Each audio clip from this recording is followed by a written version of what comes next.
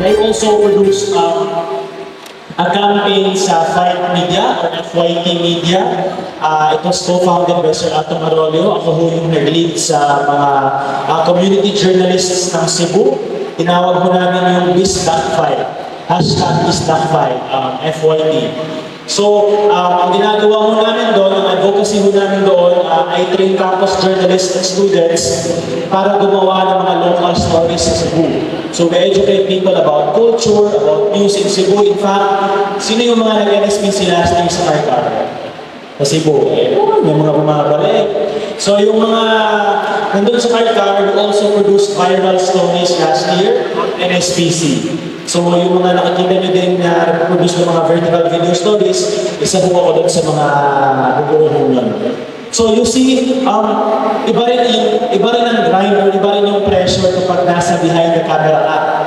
Kasi, alam ko, mas mahirap pag on cam kasi iisipin mo yung tsura mo, yung sasabihin mo, memorize mo pa, tapos magsusulat ka pa, iba yung pressure pag on cam. Pero pag behind the cam naman, ito yung mga dapat isa-isip natin.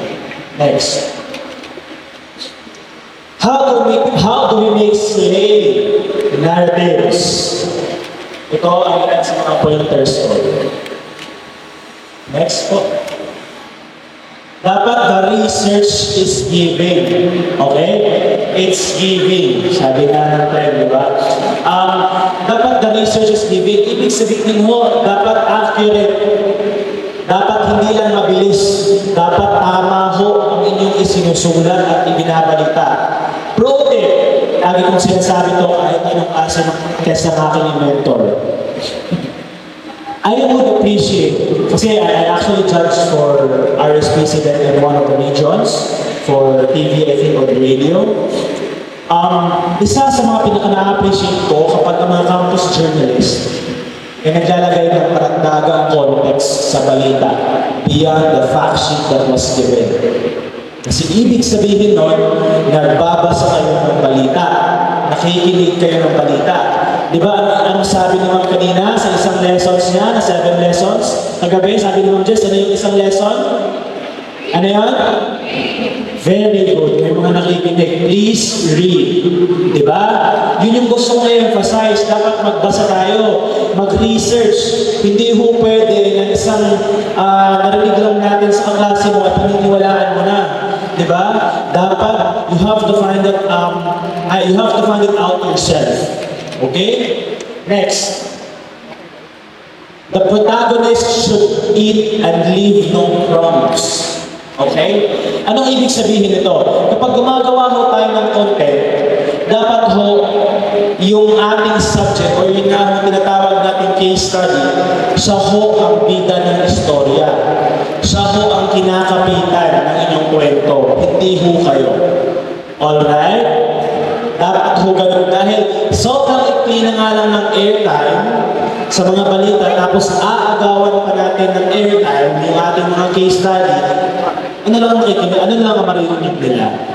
Diba? May mga times naman na kailangan talaga ng host or ng reporter, but if it's not necessary for you to be on camera, then don't be in it or don't be there. Okay? Next. Able human experience. Able. Maka-ikot lang sa mga Gen Z's last na yan. Pero ang gusto ko lang sabihin ay, when we talk about our protagonists or our case studies, dapat yung human experience, regardless if it's short or long form, dapat nilurut nyo habang nanonood kayo or kinakapitan ng mga manonood. Ano bang halimbawa ito? Napanood nyo naman siguro yung story ng MJS about batang nag-aaral, di ba? Si Raymar ng Sultan Kudarat. Sino yung mga taga-Sultan Kudarat? So, Sergeant Ray. Ayun, hello! So, nakita niyo naman yung kwento niya, di ba? Kung paano siya tinulungan ng mga tao. Dahil, kinapitan nila yung kwento ni Raymar. Yung pag-aararo niya, yung kawalan niya ng mga magulang, yung pagpapanat niya ng buto sa murang edad. Dapat, kapag may ini-interview kayo, short form or long form, make sure to highlight their human experience. Ano ba yung mga human experience or emotions? Is it about anger? Is it about love? Is it about hunger? Yun yung mga human experience eh. Di ba?